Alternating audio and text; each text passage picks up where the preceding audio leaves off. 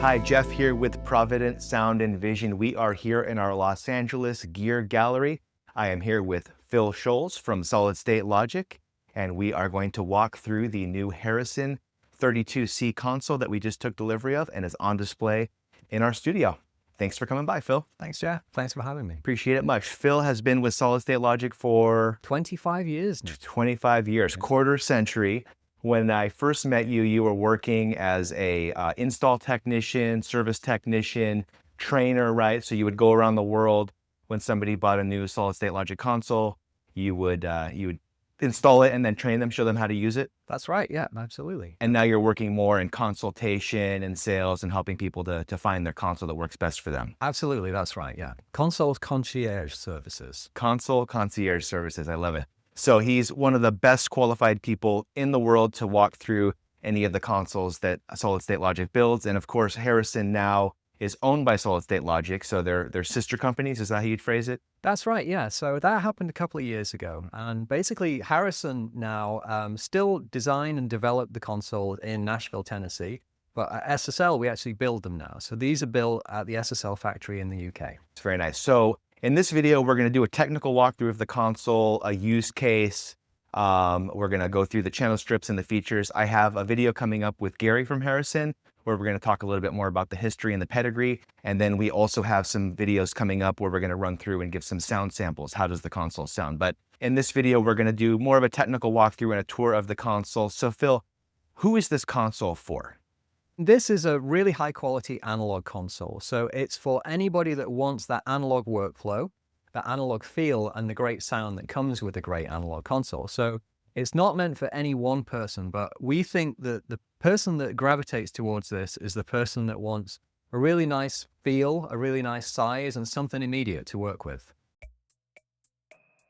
And so this one's serial number 2. There's presumably about 30 consoles worldwide.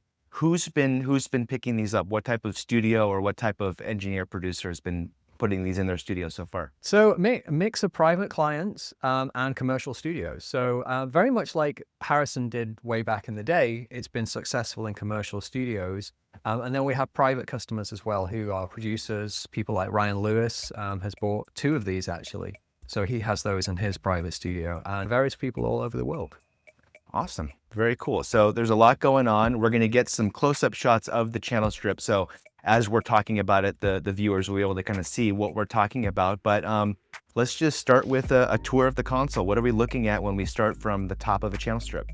So very top of the channel strip, similar to lots of consoles, we have the input section up here. So right at the very top, we have the mic pre and we have the line input. And the thing with this mic pre, we actually have transformers on this input. So this is really different to an SSL in terms of audio style. With this, we have a Jensen input transformer on every channel. So you get that nice coloration that you get from a transformer input. So that's right up at the top. And we've got the normal things you'd expect to see on an analog console. Like we have a 48 volts for phantom power. We have a 20 dB pad, so let's say if we got a particularly hot mic, we can bring that down. We have polarity or phase reverse, and then we have a couple of other things as well, which are unique to this console. And I think one of the things that is unique about this console is the input section. So we actually have a total of 3 different inputs we can have, which is at least one more than normal. And one of those inputs can be Dante. So that's unique to this console. As we know it, this is the only analog console that has Dante inputs and Dante outputs actually built into the system. Very cool. We're going to talk about the Dante workflow in a little bit, but I think that's one way that, although this is a very classic analog console, you guys were very forward thinking and integrating Dante into the analog workflow. But we'll sort of put a pin in that until we get a little bit later. Let's stick with the channel strip here. So you mentioned we have 3 inputs. We have mic input and line input. Do those both have a transformer balance? Yeah, so the input is, basically the input is on the channel. So you can use that on whatever you like. And then I see an instrument input. Instrument input, yeah. So this is also another thing that's unique to this console. This instrument input here picks up this combo jack here. Okay. So if you want to record something in the room, you can just go straight into this input here. And this input can actually appear on any one of the channels. So it's actually internal routing. So when I go into this input here, if I press this instrument input, it actually picks up that very signal and puts it into whichever channel you want it to go into. So if you had a drum machine or a bass right here, you could just plug into the front. Yeah, or vocals or anything. And we find that that happens a lot more now. People are actually tracking in the control room. So this is precisely for that. So you can track immediately in the control room. Are there other instrument inputs on the rear, or is that the only one? That's the only one. That's the only one. Okay, good to know. And then I see playback. How does that work? That's what comes from your DAW, basically. So that's kind of like in other console companies call that monitor input. So that's kind of like you've got a channel path and a monitor path. So that playback input comes from that. And then return at the very top of every channel. There's left, right, return. Yeah, you can also return into channels as well. So there's a few different things in the center section will make this unusual, but yeah, you can return into the channels as well. And is that a separate input as well? Yes. Okay, so really 1, 2, 3, 5 inputs? Well, technically it's 3. It's a switchable thing, but yeah, there's only really 3 inputs, but they're switchable in terms of what you can use them. Yeah. Interesting. Okay, cool. And then coming down the channel strip, this pair of blue knobs here, there's a selector for playback. So I assume that's the same playback source? Exactly. Yeah, so you can use that. This can be an additional mix input, basically. So your playback input can come into the aux section here. So the blue knobs, this is the stereo cue input, and then the black ones, they're the mono inputs there. So this is something that you can use as an additional mix input as well. So you can use that for more inputs at mix, and while you're tracking, I presume you can use the mic pre, go to your recorder, and then monitor the output of the recorder on playback. Is that right? And then does this route to stereo cue or a headphone? So that goes into center section here. So basically there's a whole center section here where you can do various different routing, where you can hit the buses and do different things there as well. Yeah. Okay, very nice. And then we have 4 mono auxiliary sends. It looks like 1 and 2 or 3 and 4 could be switched to be pre or post fade. Exactly, that's right, yeah. So the pre switches in pairs, yeah, absolutely. And then the button here just turns it on, is that what it does? Yeah. Okay. So one of the things which is, first of all, I found this unique about this console compared to SSLs. What SSLs tend to do sometimes is you'll have switches on here, on the actual pots as well. You don't have that on this console. Everything is switched in and out. So you can actually preset a level and press the switch in and out to engage it or disengage it. Is this not in the signal path unless you engage the button? Is that the idea? The signal path stays cleaner unless you need the auxiliary? Okay, very nice. Exactly. And then Harrison is very famous for their EQ. So I presume this is the same EQ design as what would have been used in the early 80s on Purple Rain or Thriller, that sort of era of Harrison. Yeah. Could you explain the EQ? Absolutely, and I think, yeah, this is one of the things that makes this console quite unique. So there's a 4-band EQ there, and the bands actually overlap quite a lot. So this is true of the EQ and of the filters there as well. There's a crossover. Not really many EQs do that. If we look at the frequencies on here, you can see on the low frequency there, we go between 40 and 600. And then the low mid starts at 200. So you can see there's a 400 hertz crossover there. So you get interaction basically by the fact that these things cross over in between the bands. Very cool. And then there's an additional high and low pass filter, which I see there's a bypass button for. So that works independently from the EQ? Exactly, yeah, same thing. So to switch those filters in and out, we will press the filter in and out. And to switch the EQ in and out, we would use that EQ in and out button there. Okay. And then bus routing seems very typical. Any sort of 8-bus console, you have the ability to select 1 and 2 and then pan in between. So you could have a mono bus or a stereo bus, depending on how you're using the pan. And I see there's a bypass for the pan, right? So if you just have one selected, it's a mono. If you want to have the ability to do a stereo bus and pan, then you can engage the pan button here. That's right. There's an LED here for playback. How does so that's to light that up. So this is part of the Dante side of things. So we don't actually have Dante connected up today, but if you did have a Dante input, then that would be shown as lit there. So that's really the reason for that. So the blue is the Dante. I understand it. Okay, great. 0 dB bypasses the fader. So if someone's using it like a large summing mixer, they can know that the fader's at 0 dB regardless of this position. Exactly, yeah. So again, a modern touch with a nod to the DAWs. This console doesn't have an automation system, so we assume that you're going to be automating within Pro Tools or whatever your chosen DAW might be. So if you are doing that, you want to set those faders at 0 and have unity gain through them. So that 0 dB button just means that you don't have to run tone through and line it up. It's always a unity gain. Perfect. So it gives you seamless recall between what you've saved in your session and what's coming out on the console. Yeah, I love how some of your other consoles started deploying that about 10 years ago. I think we saw it like on... Yeah, we first, SSL first did it on Origin, which came out in about 2019, 2020. Okay. But yeah, it's something which a couple of other manufacturers have started to do the same thing, actually. It seems to be a popular feature now. Yeah, people love it. Let's move over to the center section, I guess, with the sort of center section master module here. So this instrument input, we talked about this already. So you can go into here and then you can pick up that signal onto any particular channel. Or if you want it to just be really quick, you can actually just press the main mix button and have that input immediately feed the main mix there with your gain level there. So that's, again, a really simple way to track inside the control room. Down from there, we have the main mix modes section. And the main mix modes, we have a 0 dB, again, bypass that fader if you want to. But this button here is for the transformer. So you've actually got a switchable transformer on the main mix bus here. And then the final thing is the insert button as well. So we got an insert, let's say you want to insert a compressor across there, an outboard compressor. You would do that with that insert button right there. Very cool. And this is the universal symbol for transformer, right? That's what, exactly. Yeah, that little cryptic symbol is transformer. Yes. Yeah, you might see it on a schematic, right? If you were looking at the schematic for the console. Yeah. And it's more for like an aesthetic, right? It adds a tone, the sort of harmonics that transformers impart. Very much so. Yeah, that kind of harmonic coloration, it adds a really nice sound to it and a really nice feel to it. And it, again, it's harking back to what Harrison has always done in terms of make really nice sounding consoles with a really nice transformer saturation. Yeah. Very cool. Okay, then moving down to this light gray section, it's titled Monitor Source. So this is what we're listening to on the console? Exactly, yeah. So for the most part, let's say we were mixing on this console, we would press this red button here, the main mix button. So what that would do is mean any channels which are feeding the main mix bus, that's what we're listening to. But of course, we don't have to just listen to that. We can listen to these things as well. So we have external inputs here.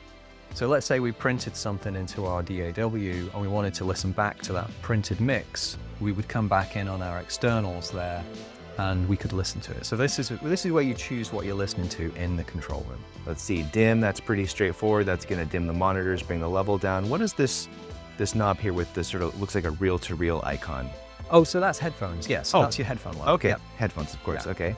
The alternate, the second pair of speakers with the trim, I Exactly, presume? yeah. So 2 sets of speakers with a separate trim for the alternate pair. Yeah. Okay, very straightforward. Well, let's move over here to the group master section. We have masters for the 8 groups. And again, we could pan and make them stereo or mono. Very intuitive and straightforward.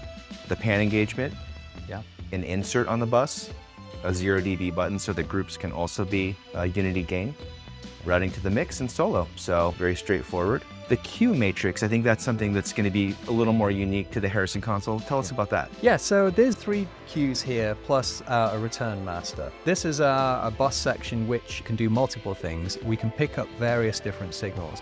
But this is like additional matrix section. We can put things into this and feed the bus and the main mix bus on the bottom. We can also do the opposite and make it a separate output as well. So it's kind of an input and an output, or it can be used as an input out or an output as well. So this is kind of unusual. Most consoles just have a section which goes in one direction. This can actually kind of go in both directions, which is cool. Very cool. Adds a lot of flexibility. What I love about this console, especially for a commercial studio, is any engineer can walk up to this console and get acclimated with it within a matter of minutes, just like we did today. You know, some consoles where there's, menus and sub-functions, or one button does something else depending on if you're holding shift. You know, this has none of that. It's just very all surface level, all very intuitive. So in a commercial setting, I feel like it's a marquee console that would be an allure and a draw for the studio. A console with this sort of pedigree makes anybody confident they're going to make great sounding records, but the ability for freelance engineers every day or every week to walk in and be able to just, walk up to the console and start tracking, I think that is a huge benefit as well. And then ergonomically, this buffer, the people that have come in so far and seen it love this. Like this stands out as one of their most favorite things, because you can put your keyboard and mouse here. You could put a UF8 DAW controller, maybe a MIDI controller, or a push, or a drum machine, like, you know, all these things that we end up kind of piling up around the console, or maybe risking bending some knobs by putting it on top. You now have a nice workspace here. Yeah, it's really comfortable. It's comfortable to sit at, it's comfortable to work on. You know, this shelf on the top here is designed to put your speakers on. It's really nice. Ergonomically, it's really great. I love it for that. And it comes with a very heavy-duty leg set, which with a lot of consoles, other manufacturers, you don't get a leg set, and then you have to go to a third-party manufacturer like Argosy or Sterling Modular to get the legs and to actually have a place to put it. So this comes out of the crate pretty much ready to assemble and absolutely. And so it comes in one piece, unless it's a very big one. One thing we've not touched on is the sizes you can get this in. So this one that we have here, this is a 32 channel. So we have 16 on the left, center section, 16 on the right. But actually you can get this as a 16 channel, that's the smallest size. Then we do a 24, a 32, 48, up to 64 channels. So you can actually have a very big console. If it comes that large, then it will come in sections. But the 32 and smaller come all as one piece. Very cool. And so now let's touch on the Dante. I'll admit I was cynical when I saw that there was converters built into a $100,000 console. My impression was that somebody buying an analog $100,000 console would want to pair it up with Burl or Prism or the new Grace 701, that they would want a premium converter to go with a premium console. But these converters are premium. They are at that level for one. And so I admit I was wrong. But, you know, so we have premium converters, and the fact they're built into the console, there's less cable path, there's less patch bay connections to go from the analog heart of the console straight to the converter. But there's some other workflow benefits from having the Dante built into the console. So could you touch on that? Absolutely, yeah. And I think you touched on something there. They really are premium converters in here. One of the things which is interesting about it is that can really, not just having the converters in here helps with the way that it sounds, which is, you know, it's Harrison converters paired with Harrison analog, but ultimately it can reduce the cost of integration as well. So you don't have to have as much on your patch bay as you probably would normally with a standard analog console. With this one, because of course we have the DAW, which has the ability to route different things to different places, you can use that as an extension of your console. So some of the things you would do to route inside the DAW essentially makes this something of a digital patch bay in some degree. So that's one benefit, again with the reduced cabling. I think the other thing which is cool about it is it's not just channels, it's buses as well. So these buses are also normaled into your DAW. So your output section goes into the DAW. So you've got inputs to the console and outputs from the console as well. So you can take a normal patch row and maybe reduce it by several rows just because you now have that flexibility within the DAW to actually do it. So I think that's one of the things which is unique to this console. And it also means that it's a single place with reduced wiring as well. Because the converters are in the console, you don't need external cables between the converters and the console as well. So it really is a cost saving. And I think when we launched this console a few years ago, it only came as Dante. And just for the reasons that you mentioned, people might want different flavors. It is now available without Dante as well. But we find most people buy it with Dante because it's a good value, because it sounds great, and because it also reduces those integration costs as well.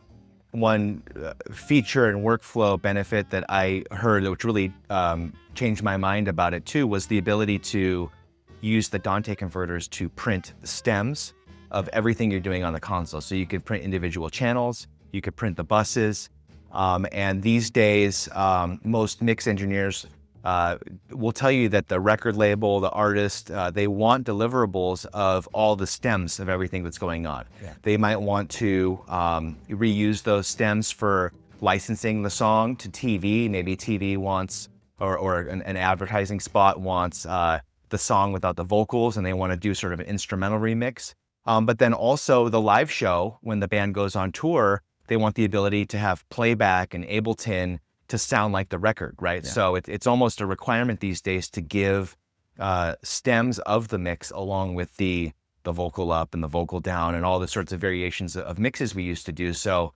Some people will sit there for hours and print stems one at a time, but with being able to capture every channel all at once saves a lot of time. Yeah. And gives the mix engineer that deliverable. Yeah, so every channel on this console has a direct out. So that's something which is different to previous generations of console. Used to be that buses were really the only way to get out of a console, but now we have direct outs on every channel as well as the buses. So yeah, workflow wise, it's really easy to have a big number of individual outputs now. And then how does the Dante work, say, if you have a headphone system or other Dante elements in the studio? How could you integrate that with the console? So we have, the console has the ability to generate headphone sounds here in the analog realm. But if you wanted to do that inside your DAW and come through the console as well, I think really the only caveat you would need with Dante is you need a low latency Dante solution. So yeah, so basically your Dante out of your computer should be low latency. That's the best. Like the new Dante interface you released. I'm not trying to suggest Excel, but I do know of a converter that does that. Yeah, like the UMD 192. Yeah. There you go. Yeah, what I love such a large, comprehensive console being able to be described so succinctly and concisely. Is there anything else we didn't touch on? One of the things which is unusual about this console is the monitor section. So it's a stereo console, but it does actually have a 7.1.4 input on the monitor section. So that's, again, that's kind of unique for an analog console. So that volume pot there, that will actually do 7.1.4 system. So if you are playing back in Atmos or any kind of immersive format, you can actually use this console to output to your speakers via the monitor section. Oh, that's very nice. Very cool. So everything from mono check to 7.1.4. Exactly. Very cool. That's very forward thinking. Yeah. If you are interested in learning more or experiencing the Harrison 32C for yourself, this console is set up for demo in our Los Angeles Gear Gallery. Please reach out to our website, provsv.com, to set up an appointment to check it out. We have a variety of sessions on our computer that we can bring up all genres of music. We have Nirvana, Massive Attack, the Jackson 5, the Bee Gees. Or if you have your own session and you want to try mixing on it, you're welcome to block out some time here and play around with it. And then this particular console is also for sale. So our plan with these is to bring a new one in within a few weeks or a month or so. We find a new home for it, we deliver it, and then we refresh it and always have a new console in the showroom. So if you have any questions or you'd like to check it out, please reach out. Thanks so much, Phill. Much appreciated. Thank you.